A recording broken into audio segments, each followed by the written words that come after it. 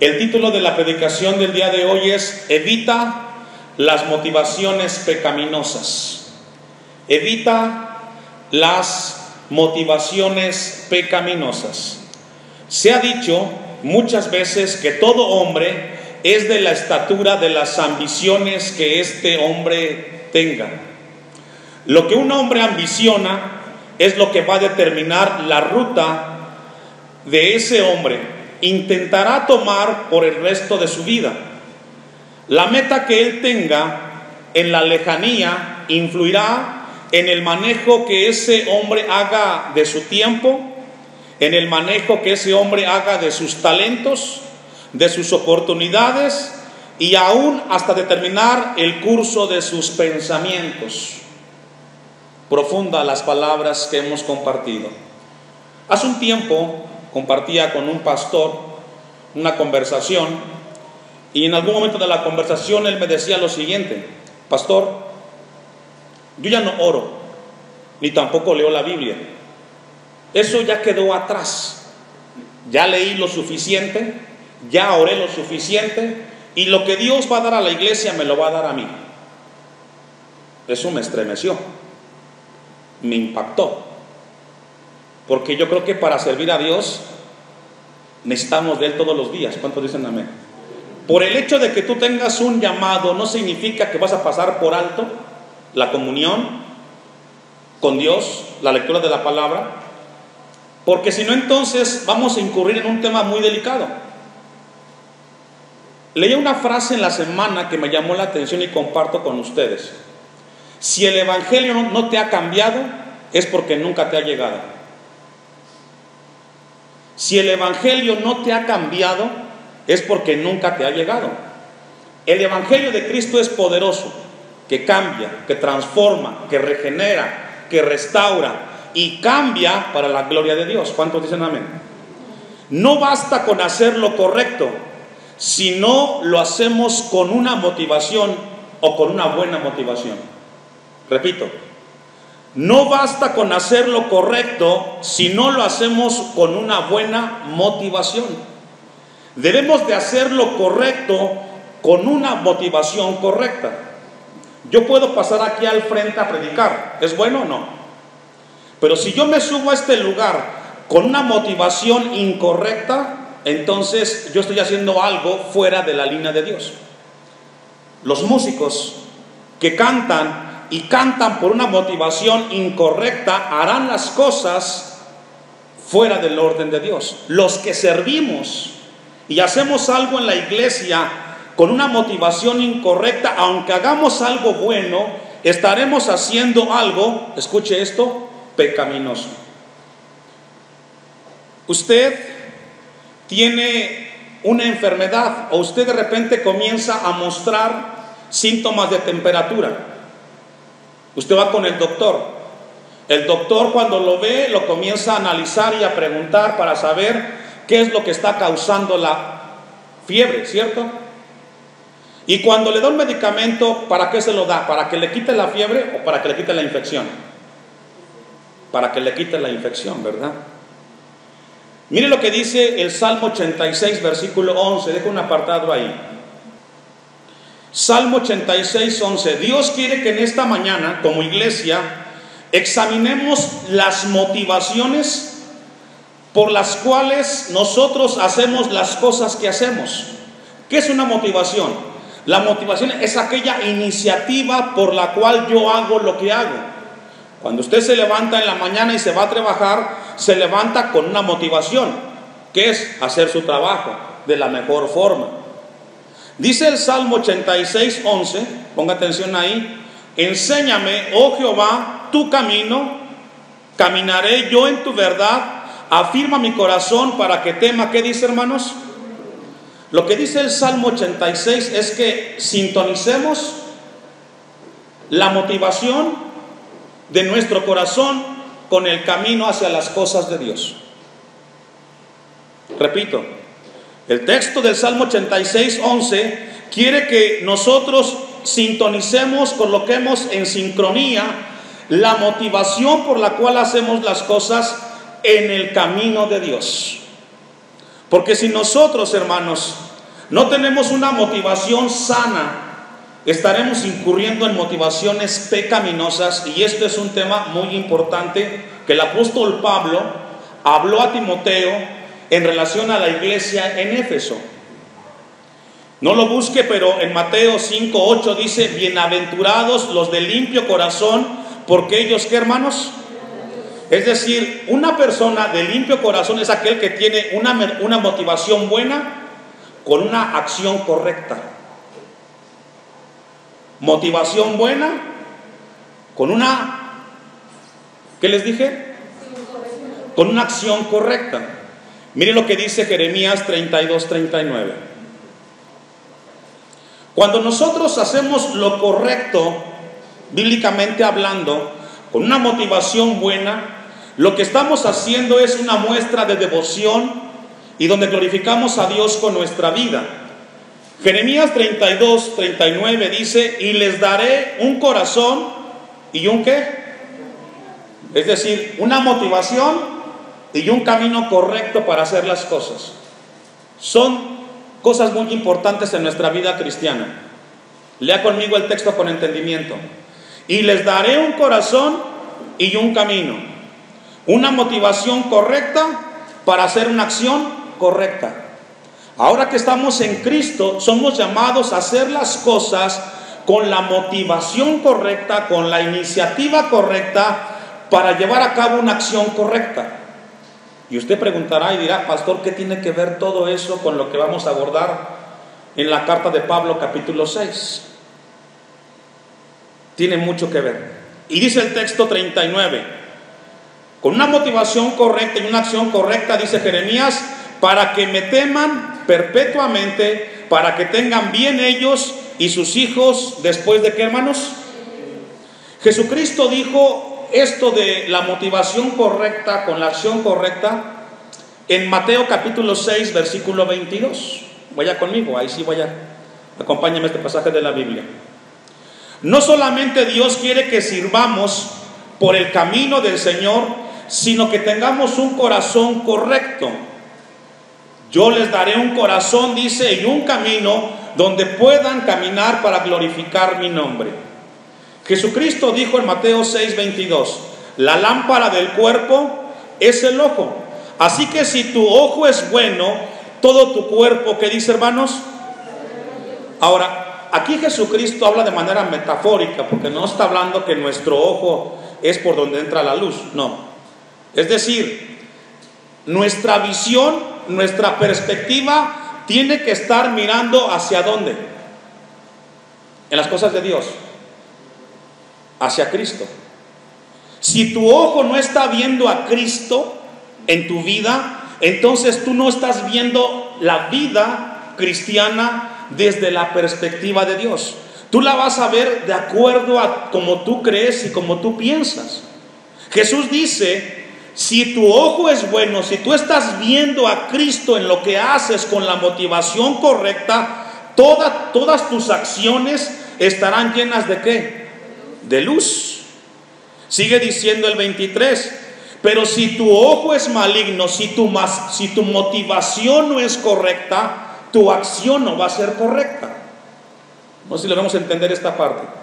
¿Sí entendemos? Si tu ojo es maligno, todas tus acciones van a ser incorrectas y estarán en tinieblas. Hermanos, esto es muy importante, lo que Dios quiere hablarnos en el pasaje de Primera de Timoteo 6. Un último texto de introducción. Mateo 6:3 en adelante. Mateo capítulo 6. Y vamos a ver cómo Jesús habla de las motivaciones de forma correctas. Mas cuando des limosna, no sepa tu izquierda lo que hace tu derecha. Dar ofrenda o dar diezmo o dar limosna tiene que ver con la motivación con la que tú la das. Si tú das tu ofrenda o diezmas diciendo: voy a darle solo 5 pesos porque es mucho 10, no se diga 20 o 30. Si tú eres Alguien que piensa así, tu ofrenda tendrá una repercusión fuera de la voluntad de Dios. Jesús dice, cuando des limosna, importa mucho la motivación con la que tú estás haciendo esta ofrenda o esta limosna. Porque no es hacerlo por hacerlo, sino hacerlo con la motivación por la cual Dios ha suplido tu necesidad para que tú puedas participar de esta bendición. Hay gente que no lo hace y dice, ¿por qué lo voy a hacer? Es mi dinero, es mi trabajo, es mi esfuerzo. ¿Seguro? Todo lo que tenemos, ¿de quién es? Del Señor. Y todo es prestado. Somos administradores. Versículo 4.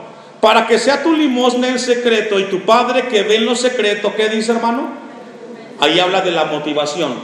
Si tú esa acción con la motivación que Dios quiere que hagas, Dios te va a proveer, Dios te va a sustentar y nunca te va a faltar. Porque Dios vio la forma como tú hiciste esa acción. Versículo 5. Y cuando tú ores, no seas como los hipócritas, porque ellos aman el orar en pie en las sinagogas y en las esquinas de las calles para ser vistos por los hombres. Cuando oras, ¿por qué oras? ¿Por tener comunión con Dios o para que la gente te escuche cómo oras? ¿Qué te motiva a hacer la oración? ¿Lo hacemos porque tenemos un deseo de tener comunión con Dios, de agradecerle? ¿O por qué oramos? Jesús dice, fíjate bien la forma o la motivación con la cual haces tu oración. Versículo 16, ahí mismo, habla de otra actividad. Cuando ayunéis, no seáis austeros como los hipócritas, porque ellos demudan sus rostros para mostrar a los hombres que ayunan. De cierto os digo que ya tienen su recompensa. Aquí habla del ayuno. ¿De qué forma? ¿Cuál es la motivación por la cual estás haciendo el ayuno? ¿Para acercarte más a Dios o para que la gente vea en ti un tipo de piedad que ni siquiera vives? Dicho lo anterior, vamos a 1 Timoteo 6:3. El primer consejo que Pablo le da a Timoteo en el capítulo 6 es que Timoteo tuviera cuidado con las motivaciones que hace en el templo. Pablo le dice a Timoteo, fíjate bien con qué motivación vas a hacer tu ministerio y tu servicio en la iglesia. Y usted preguntará ¿por qué?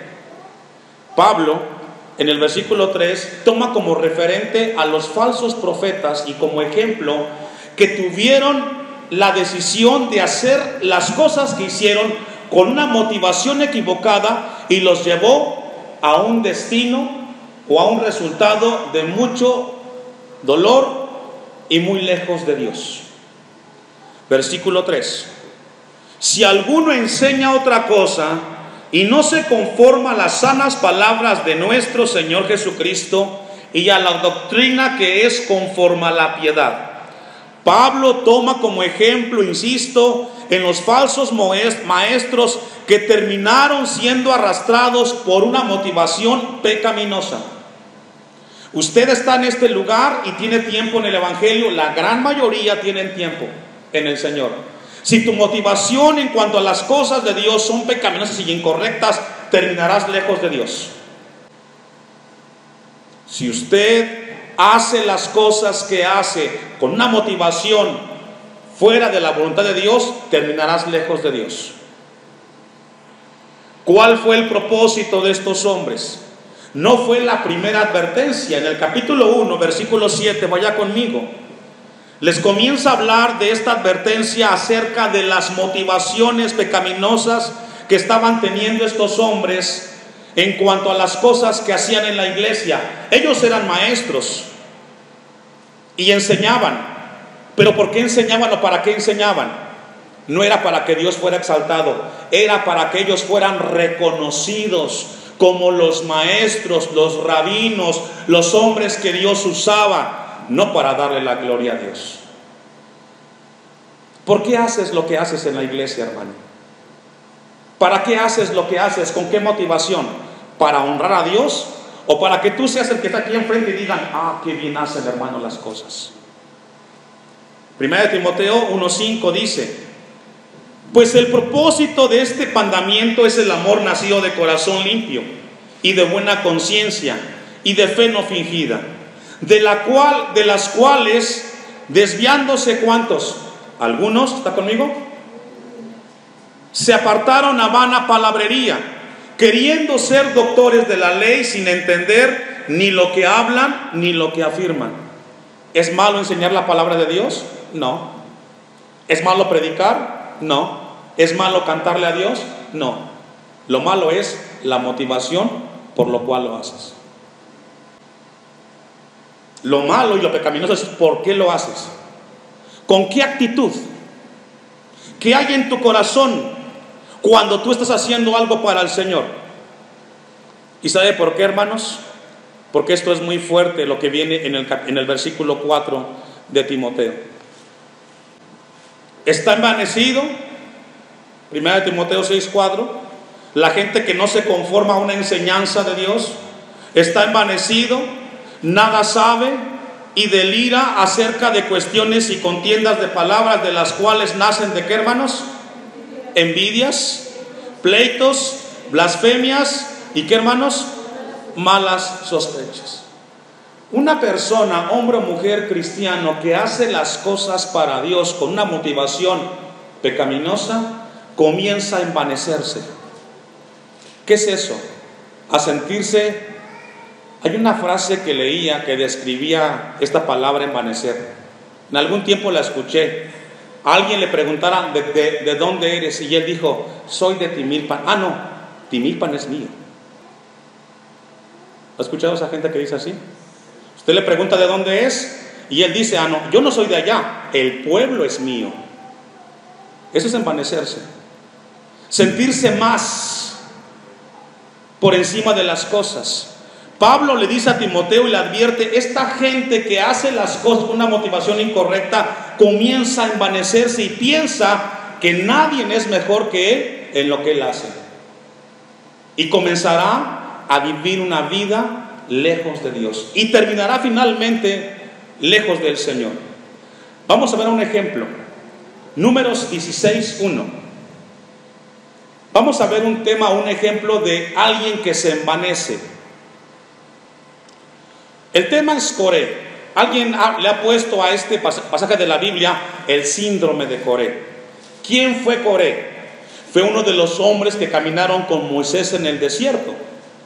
Llegó el momento que Coré, con un grupo de gente, no estaba de acuerdo con lo que estaba haciendo Moisés, y levantó un grupo, una revuelta, y se paró frente a Moisés y le dijo lo siguiente, versículo 1: Coré, hijo de Izar, hijo de Coat, hijo de Leví, y Datán y Abiram, hijos de Eliab, y On, hijo de Pelet, de los hijos de Rubén, tomaron gente. Aquí está. Coré juntó un grupo de gente del pueblo de Israel para llevar a cabo un acto de envanecimiento. Versículo 2. Y se levantaron ¿contra quién? ¿Quién era Moisés?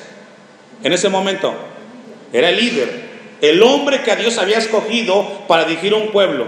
¿Quién escogió a Moisés? Dios. ¿Sabe que los líderes que están en una iglesia es Dios quien los elige? ¿Sí lo sabía? Los líderes de una iglesia es Dios quien los elige, y es Dios quien los guía, y es Dios quien los sostiene. No los puso la gente, los puso ¿quién? Y en este caso Dios puso a Moisés para dirigir al pueblo. Ahora, como en el tiempo de Moisés, en la actualidad hay gente que no está de acuerdo al liderazgo que está establecido en una iglesia, y aquí no es la excepción. Se levantaron contra Moisés con 250 varones de los hijos de Israel, príncipes de la congregación, de los cuales del consejo varones de renombre, y se juntaron contra Moisés y Aarón y les dijeron, ¿qué les dijeron?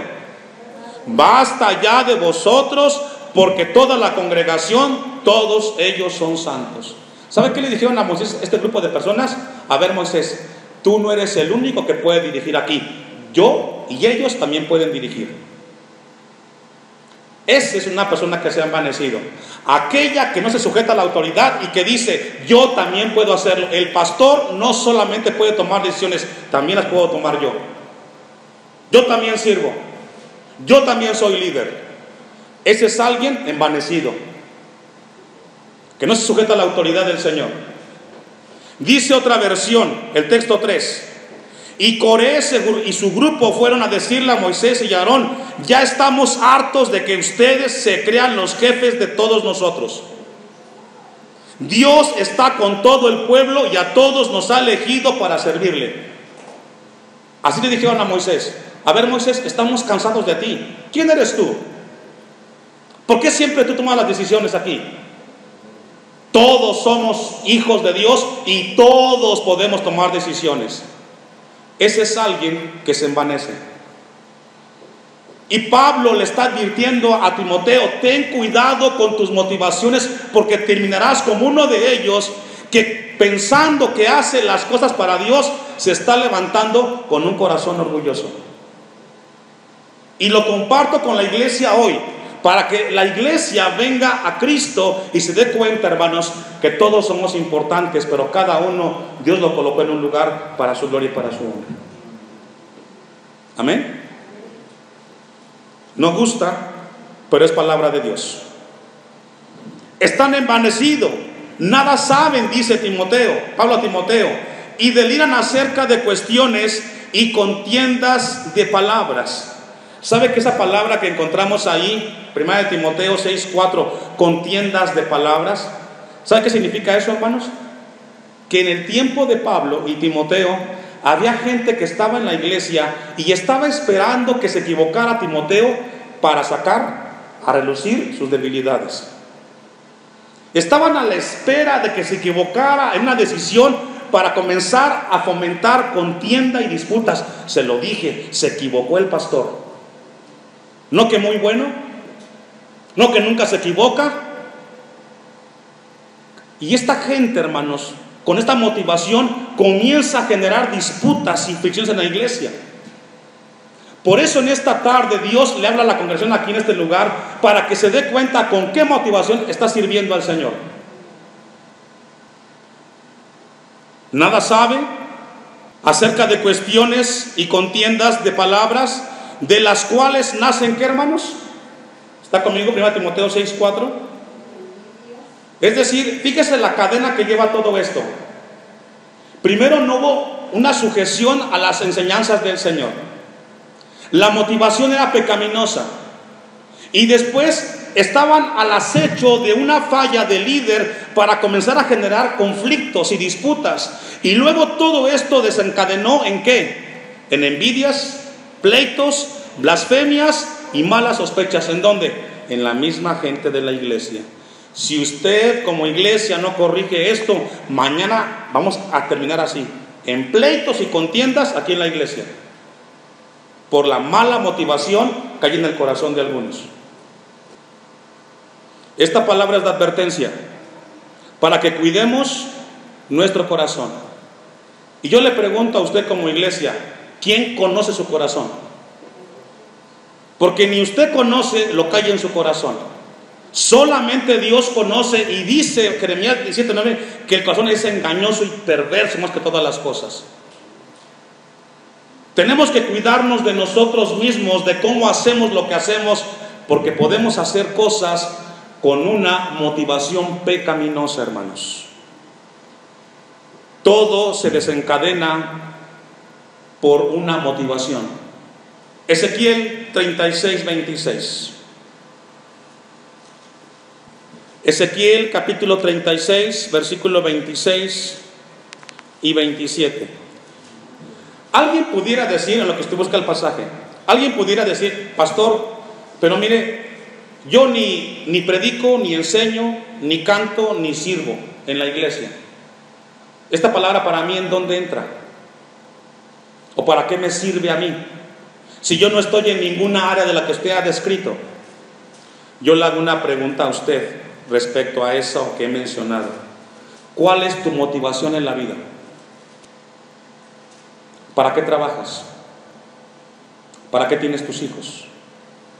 ¿Por qué existes? ¿para dónde vas? ¿Sabe que la motivación tiene que ver con la ambición hacia dónde quieres dirigir tu vida? ¿Cuál es tu motivación? ¿Para qué vives? ¿Para qué te levantas? ¿Para qué trabajas? Si tú eres cristiano y en tu motivación de todos los días no está Cristo, en ti no está el Evangelio del Señor. Porque la motivación primaria de un hijo de Dios es exaltar al nombre de Cristo en todo lo que hagamos. En tu trabajo, en tu familia, en tu negocio, donde quiera que estés, si Cristo es tu motivación, Él será exaltado en todo lo que tú hagas, hermano. Mira lo que dice Ezequiel 36, 26. Os daré un corazón, ¿qué? Nuevo. Y pondré un espíritu, ¿qué? Nuevo dentro de vosotros. Es imposible que si nosotros no tenemos un corazón nuevo, es imposible que si en usted y yo como hijos de Dios no hay una motivación de parte de Dios, no podremos hacer acciones que glorifiquen el nombre de Dios. Y aquí entra eso que le comenté a usted. Si el Evangelio no te ha cambiado, nunca te ha llegado. Si sigues viviendo como antes, nunca has conocido a Cristo. Porque el que conoce a Cristo, hermanos, honra a Cristo con su vida. El Evangelio es poderoso, cambia y transforma. Y Ezequiel dice: y pondré un espíritu nuevo dentro de vosotros, y quitaré de vuestra carne el corazón de piedra, la motivación pecaminosa, la envidia, el orgullo. Todo eso lo quita el poder del Evangelio de Jesús. Y os daré un corazón de carne, un corazón con una motivación correcta. Y dice el texto 27: y pondré dentro de vosotros mi espíritu. Y mire, esto es lo extraordinario de la palabra de Dios: y haré que andéis en mis estatutos. Cuando eso ocurre en nosotros, hermanos, nuestra vida de manera automática comienza a hacer las cosas para que Dios sea exaltado, con una motivación sana, sin prejuicios, para honrar el nombre de Dios. Y haré que andéis en mis estatutos y guardaréis mis preceptos y los pongáis, ¿qué dice, hermanos? Por obra. ¿Qué nos motiva a acercarnos a la casa de Dios esta tarde, hermanos? ¿Qué nos motivó? ¿Cumplir por cumplir? ¿O venir aquí para adorar y recibir el consejo de Dios? Tengamos cuidado con nuestras motivaciones. ¿Por qué hacemos lo que hacemos? ¿Qué hay en esa acción que estamos haciendo? Yo no lo conozco a usted. Yo solamente veo acciones. Pero Dios quiere que tengamos cuidado. ¿Qué nos motiva? Aquellos que estamos haciendo las cosas en el servicio del Señor. Concluimos.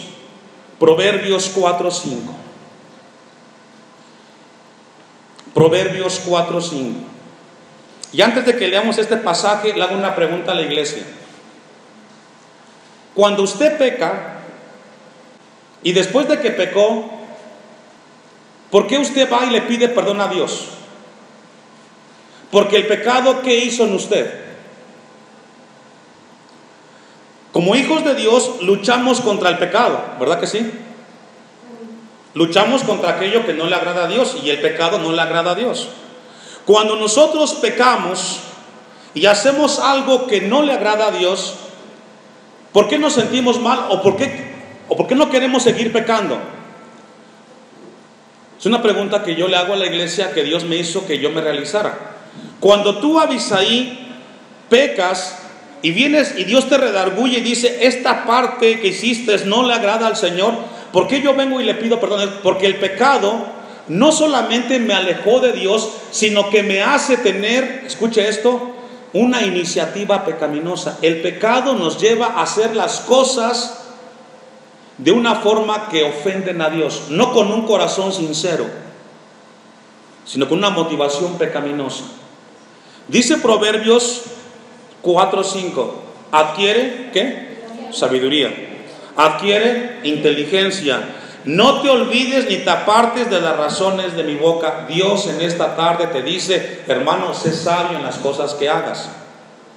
Sé sabio. No seas imprudente con las cosas que hagas, hazlas sabiamente, con una motivación que honre el nombre de Dios. No la dejes, ¿a quién? A la sabiduría, y ella te guardará.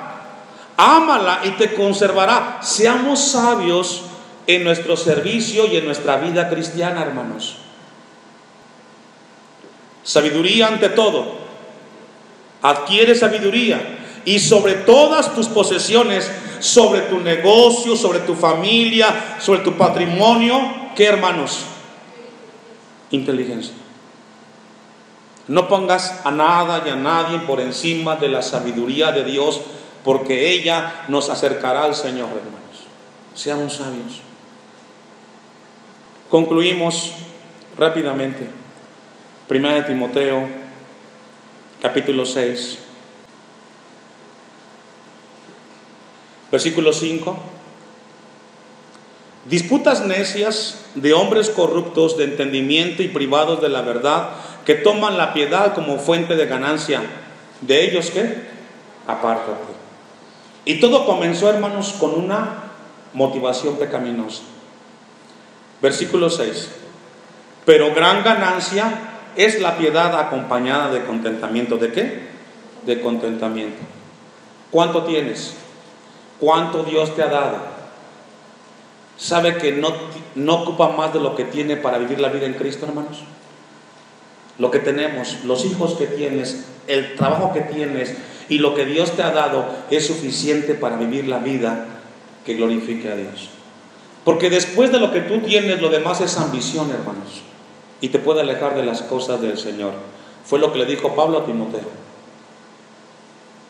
Porque nada hemos traído a este mundo, y sin duda nada podremos sacar.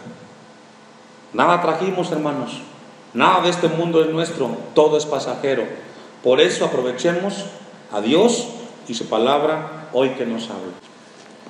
Y que Dios nos ayude, que a partir de hoy vivamos con mayor sabiduría nuestra vida en Cristo.